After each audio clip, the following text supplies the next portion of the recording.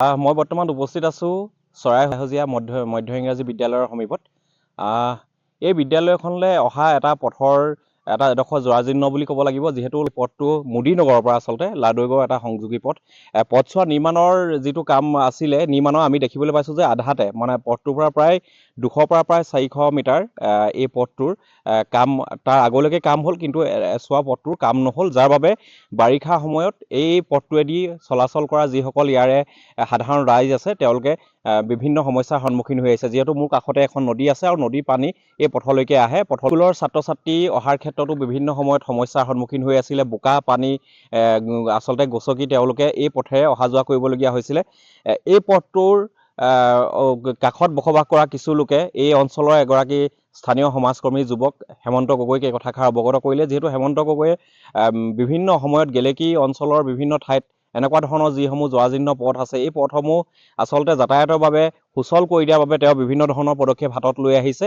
আৰু তাকে দেখি ইয়াৰ স্থানীয় কিছু সংখ্যক লোকে তেখেতক অৱগত কৰিলে যে এই পথছোৱাও আচলতে যাতায়াতৰ বাবে অন্ততঃ স্কুলীয়া যিসকল ছাত্ৰ ছাত্ৰী আছে তেওঁলোকে যাতে সুচলভাৱে অহা যোৱা কৰিব পাৰে, তাৰ কাৰণে কিবা এটা ব্যৱস্থা গ্ৰহণ কৰিবলৈ ক'লে। আৰু আমি দেখিবলৈ পালোঁ তেওঁ এই পথছোৱাতে আনি পেলাই কিছু সামগ্ৰী আনি যাতে ইয়াতে পেলাইছে, আৰু সেই সামগ্ৰীখিনিয়ে আচলতে দি পেলাই ইয়াৰ যিসমূহ বোকা বা গাঁত আছে সেই গাঁতবোৰ পুতাতে এটা ব্যৱস্থা গ্ৰহণ কৰিছে। মই পোনে হেমন্ত গগৈৰ কাষলৈ যাবলৈ চেষ্টা কৰিম, যিহেতু তেখেত আমাৰ লগত আছে। এই পথছোৱা যিহেতু এডোখৰ আপোনাৰ মুদিনগৰৰ পৰা লাডৈগড় সংযোগী যিটো পথ আছিলে, এই পথছোৱা আমি দেখিছোঁ যে আধাতে পথছোৱা প্ৰায় 200 মিটাৰ বা 400 মিটাৰৰ ব্যাসাৰ্ধৰ যিটো পথ আছিলে এইডোখৰ নিৰ্মাণ নহ'লে। নিৰ্মাণ নোহোৱাৰ কাৰণে ইয়াৰ যিডোখৰ পথ আছিলে এইডোখৰ সম্পূৰ্ণ জৰাজীৰ্ণ, আৰু বাৰিষা আচলতে ইয়াৰ যিসকল স্কুলীয়া ছাত্ৰ ছাত্ৰীৰ লগতে ইয়াৰ যি সাধাৰণ ৰাইজ অহা যোৱাৰ ক্ষেত্ৰত বিভিন্ন সমস্যাৰ সন্মুখীন হৈ আহিছিলে। তাৰপিছত কেনেধৰণে এই পথছোৱা তুমি মেৰামতি কৰাৰ কাৰণে ইয়াৰ পৰা কোনোবাই ক'লে নে তুমি এনেকুৱা ধৰণৰ কি ধৰণৰ নিজাববীয়াকৈ কেনেধৰণে প্ৰচেষ্টা গ্ৰহণ কৰি এইডোখৰ ঠিক ঠাক কৰিবলৈ তুমি চেষ্টা কৰিছা? হয়, এই যিটো মুদিনগৰৰ পৰা আমাৰ লাডৈগড় ঠিক চৰাইহাজীয়া মধ্য ইংৰাজী বিদ্যালয়ৰ নিচেই কাষতে পথ যিটো লাডৈগড়ৰ লগত যিটো সংযোগী পথ, আৰু সেই সংযোগী পথটোৰে নিচেই কাষতে এটুকুৰা ঠাই মানে পথটোৰ এডোখৰ মানে জৰাজীৰ্ণ অৱস্থা হৈ আছে। আৰু এই পথেৰে বিভিন্ন বিদ্যালয়লৈ ছাত্ৰ ছাত্ৰীসকল, গেলেকী উচ্চ মাধ্যমিক বিদ্যালয় হওক বা গেলেকী কলেজলৈ হওক, ছাত্ৰ ছাত্ৰীসকল এই পথেৰে অহা যোৱা কৰে, আৰু বিভিন্ন ৰাইজেও এই পথেৰে অহা যোৱা কৰে।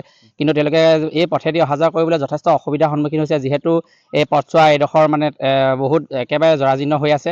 আৰু এই স্থানীয় ৰাইজে মোক অৱগত কৰে যে হেমন্ত, যদি তুমি কিবা এটা ব্যৱস্থা কৰি দিব পাৰা তেতিয়াহ'লে ছাত্ৰ ছাত্ৰীসকল বা ৰাইজসকল অহা যোৱা কৰিবৰ কাৰণে সুবিধা হ'ব। গতিকেলৈ মই তেখেতসকলৰ কথা অনুৰোধ ৰক্ষা কৰি আৰু মই এই যাতায়াতৰ কাৰণে ছাত্ৰ ছাত্ৰীসকল অহা যোৱা কৰিবলৈ বা ৰাইজসকল অহা যোৱা কৰিবৰ কাৰণে অকণমান সুবিধা কৰি দিয়া হৈছে। এইটো সম্পূৰ্ণ নিজাববীয়াকৈ প্ৰচেষ্টা লৈছা নে আমাৰ স্থানীয় কোনোবা শুভাকাংক্ষীয়ে তোমাক এই ক্ষেত্ৰত সহায় সহযোগিতা কৰিছে? হয়, এই ক্ষেত্ৰত মই নিজাববীয়াকৈয়ে এইখিনি সুবিধা কৰি দিয়া হৈছে। আৰু লগতে নৱখুই গাঁও পঞ্চায়তৰ অন্তৰ্গত 1 নং ৱাৰ্ডৰ বিভিন্ন পথ আছে চুকাকোণৰ, আৰু সকলো আৰু প্ৰাথমিক বিদ্যালয়লৈ যোৱা পথ হওক বা কোনোবা বজাৰলৈ যোৱা পথ হওক, সকলো পথসমূহ মই গলিসমূহ তেনেধৰণে বাৰিষা সময়কণ যাতে ৰাইজে অকণমান সকাহ পায় আৰু তেনেধৰণৰ সকলোকে ব্যৱস্থা কৰি দিয়া হৈছে। এয়া আছিলে হেমন্ত গগৈ, এজন উদীয়মান যুৱক তথা সমাজকৰ্মী। গেলেকীৰ বিভিন্ন সমস্যাৰ ক্ষেত্ৰত আমি সদায় দেখোঁ তেখেতে আগবাঢ়ি আহে আৰু সমস্যাবিলাক সমাধানৰ কাৰণে তেওঁ চেষ্টা কৰে।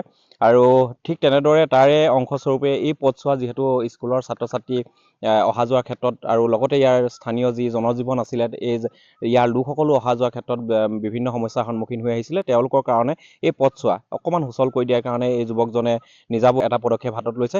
আমি আশা ৰাখিম এই প্ৰতিবেদন প্ৰকাশ পোৱাৰ পিছত বৰ্তমান যিখন ৰাজ্যত যিখন নতুনকৈ চৰকাৰ গঠন হ'ব, এই চৰকাৰখনে এই পথছোৱা যিহেতু সম্পূৰ্ণ নহ'লেগৈ, আধাতে বা ইয়াৰে 200 মিটাৰ বা 150 মিটাৰ বা 400 মিটাৰ এনেকুৱা ধৰণৰ এটা দৈৰ্ঘ্যৰ পথছোৱা থাকি গ'ল, বাকী থাকি যোৱা এই পথছোৱাও যাতে সুন্দৰকৈ নিৰ্মাণ কৰি এই অঞ্চলৰ ৰাইজক যাতে উপকৃত কৰিব পাৰে, তাৰ কাৰণে নিশ্চিতভাৱে এইবাৰ চৰকাৰখনে লগতে এই আমাৰ নাজিৰা সমষ্টিৰ পৰা যিগৰাকী নতুনকৈ প্ৰাৰ্থী বিজয়ী হৈছে তেওঁ এই ব্যৱস্থাটো গ্ৰহণ কৰিব বুলি আমিও আশা ৰাখিছোঁ। ধন্যবাদ।